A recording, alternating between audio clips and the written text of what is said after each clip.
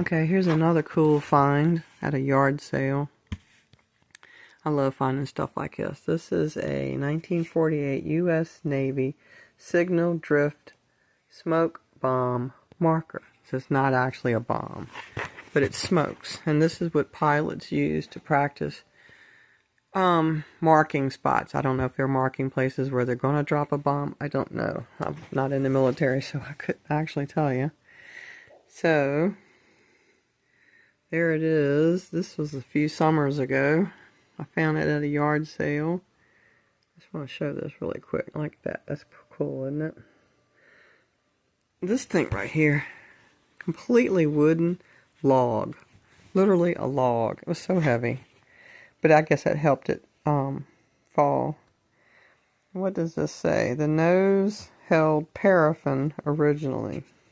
I had to look that up. The man that sold it to me,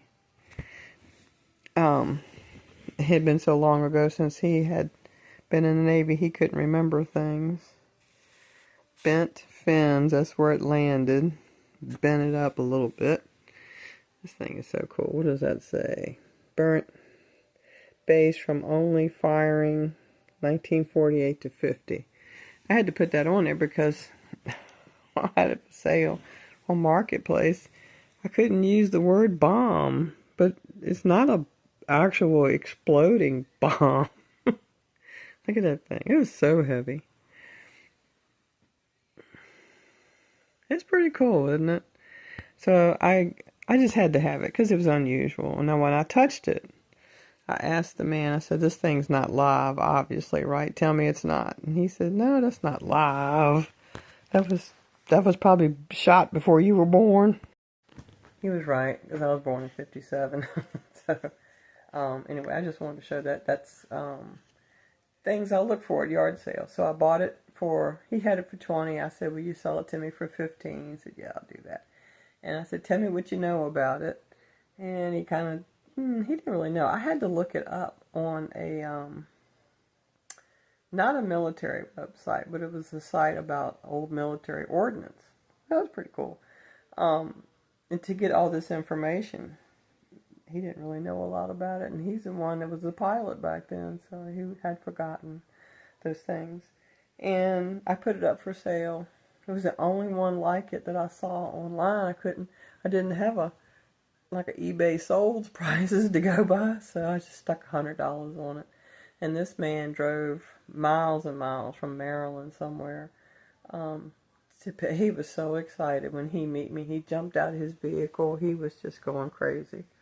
Oh, I gotta have it. I gotta have it. My son is gonna love this. So that's how I have fun and make a little money as an old lady. Good gravy. Old lady. Well, anyway, that's fun, huh? I'll have to show you another one in a little bit. Let me read this to you, because this is why I write all this stuff down when it's fresh, when it's happening. Because later on, you know what? You're not going to remember all these things, all these little details. So, the gentleman told me how the number 648 indicated that it was made in 1948, used once for practice by the military Navy. I found info about it online at Bullet Pickers. So I didn't write .com, but I'm assuming it was. This is only a smoke bomb, a marker, marking an area for the military airmen to practice where to drop real bombs. And that's that. And this is the 648 he was talking about.